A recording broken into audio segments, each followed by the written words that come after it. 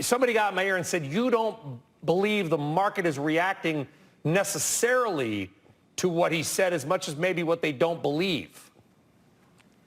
Yeah, no, not necessarily. I 100% think that the market is not listening or on the same track with what many of the Fed officials think inflation's going to do, or they think rates are going to peak. And 20 minutes before this speech began at 1:30 Eastern, I know you read the blast I sent out. Every trader I talked to pretty much uniformly agreed they were going to wait right till his text was released, and then they were most likely going to reverse the trends of the day. They just don't see the future in the same way, and they look at much of what the chairman is saying is kind of covering his butt in the future. That if inflation ends up moving lower than he thinks, he looks fine. If it moves higher than he thinks, he looks fine. But that's not the way traders think. Traders are in it for the money. Yes, they're in it for the money. And the money is, if you wait until that chairman says it's all clear, we've beaten inflation, there's going to be no money left to get. So, Randy, back to you. I mean, is the market getting this wrong? Is their perception of what Powell said wrong? Well, I think they don't want to believe. I mean, I think Jay has been very clear starting at the end of July, and the markets kept saying, no, no, no. He can't really mean that. He's really not going to persist. And finally, like in Jackson Hole, he ripped up the regular speech. He said, okay, I'm just going to say one thing 8 times in 8 minutes, and that's we're going to keep at this thing.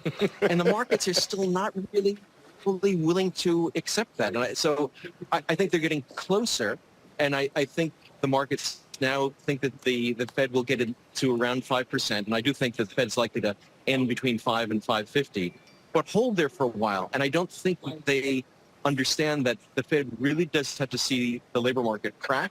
They have to see the unemployment rate go up to feel comfortable that the key underlying source of persisting inflation, wage inflation, what if inflation goes down? I mean, come on. Well, what about the obvious answer here?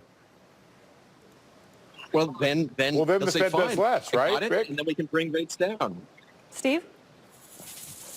I was just going to say, Rick, then the Fed does less. I think that's right if it goes down. But remember what Powell said. I want to get the language exactly right. Investors' worlds aren't centered around the Fed. They're centered around the flows of capital. And the flows of capital certainly didn't correlate with the flows of words. Oh, I agree. But what I was going to say, Rick, is that Powell puts out a pretty strong litmus test here for being convinced about doing less. He says he needs to see substantially more evidence to give comfort that inflation is declining. I'm not sure what that means. I've kind of had in my head the Fed needs at least 3 months in a row of serious declines in the inflation rate. I don't know if maybe he upped that litmus test or made it a little bit tougher this time around. Rick, I think you're right that it seems to be easy to suggest that what the market is doing is not necessarily a reaction to the words, but they were just kind of waiting to clear a hurdle of potential risk out there before they made a trade, and they wanted to trade higher. I don't know that, and I'll ask you this question, Rick. Are you hearing anybody saying something different from what Randy and I are both saying, which is that we're not changing our view of how high the Fed is going here? Yeah, they are. They're changing their view. Most traders I talk to think the high yields, pretty much on every maturity, maybe outside of 2-year notes, are already in. And they're trading it that way. They're waiting for yields to pop, and then they challenge them. They like when Fed speakers grab a microphone. Yes. But Rick, I still see the peak rate in the futures contract for the funds rate trading at 496. That's still darn near 5%. I mean, it was over 5 this morning. It was under 5 yesterday. It's still centered around that 5% I look at where rate. the market is right now.